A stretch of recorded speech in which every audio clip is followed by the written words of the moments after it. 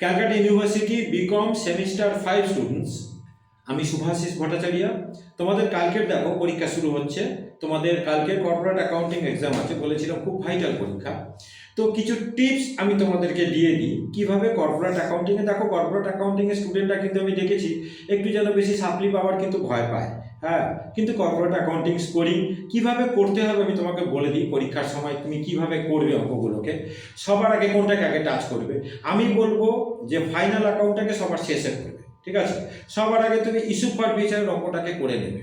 Issue for feature যে অঙ্কটা দেবে সেটাকে তুমি আগে করে নেবে, নিশ্চিত তোমরা ওখানে তোমরা কনফিডেন্ট আছো।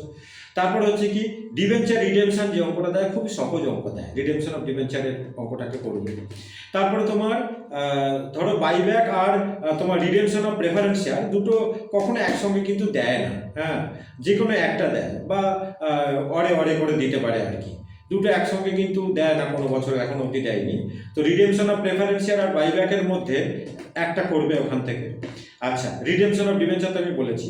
ওখান থেকে আন্ডাররাইটিং এর অঙ্ক থাকবে, আন্ডাররাইটিং অঙ্ক তোমার থাকবে। আর হচ্ছে কি তোমার ইএসওএস মানে এমপ্লয়ি স্টক অপশন স্কিম, হ্যাঁ, এই অঙ্ক করে যাবে। ওই ল্যাবস দিয়ে যে অঙ্কগুলো আছে, ধরো আমি সাজেশন যেরকম তো সব তো দিয়েই দিয়েছি, ওর মধ্যে থেকেই তো সবই আসবে, যেরকম আমি আমার সাজেশন দিয়েছিলাম সেভাবে ওই অঙ্কগুলোকে প্র্যাকটিস করে করে যাও।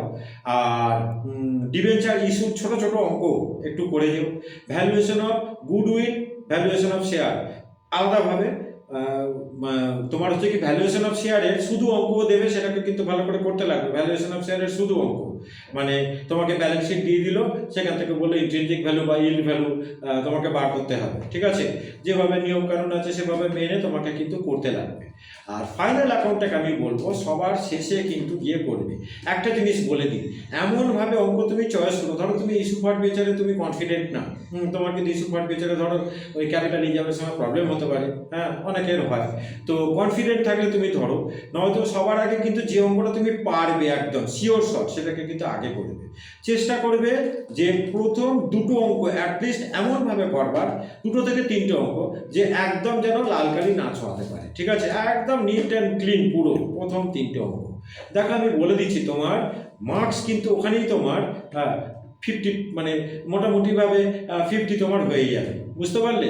তিনটে যদি তার মধ্যে একটা যদি 15 করো, আর অন্যগুলোকে তুমি যদি ধরো করতেই পারলে না, কিছুটা কিছুটা করে তুমি করে আসতে পারলে, তিনটে অঙ্ক কিন্তু রাইট করতে হবে।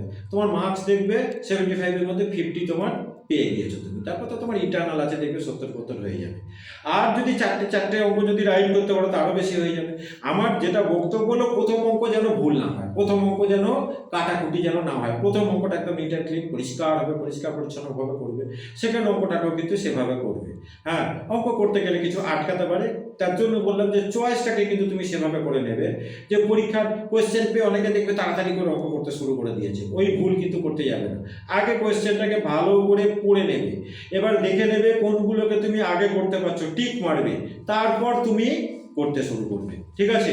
আর ফাইনাল অ্যাকাউন্টটাকে কিন্তু সবার শেষে গিয়ে করার চেষ্টা করবে, কারণ পুরোটা কিন্তু পুরো 100% করে আসা দেখা যায় যে অনেক সময় একটু অসুবিধাজনক হয়ে যায়।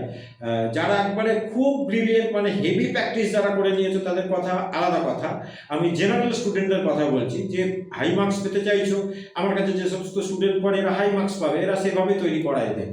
জেনারেল স্টুডেন্টের জন্য আমি বলছি যাতে কোনোভাবে এইসব পেপারে সাপ্লি না আসে, মোটামুটি একটা যেন ভালো মার্কস আসে, যেন এই 75-এর মধ্যে 50-52 এরকম যেন আসে।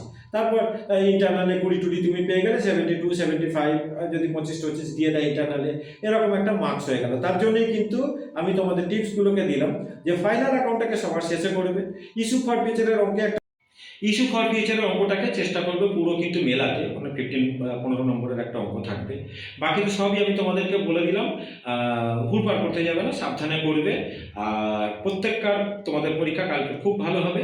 তো এটাই আমার তোমাদের জন্য অল দ্য বেস্ট রইল। সবাই ভালোভাবে পরীক্ষা দাও, প্রত্যেককার পরীক্ষা কিন্তু ভালো হবে। আর যদি তোমাদের কোনো অসুবিধা হয়, আমার ফোন নম্বর তোমরা জানো 9830539710। এর মুহূর্তে গিয়ে যদি দেখো যে কোনো ডাউট হচ্ছে, আমাকে কিন্তু কল করে তোমরা জিজ্ঞেস করে নাও, তোমাদের ডাউটটাকে ক্লিয়ার করে নাও, ঠিক আছে? প্রত্যেকটার জন্য আমার কিন্তু শুভকামনা রইল, সবার পরীক্ষা কালকে খুব ভালো হবে। Thank you.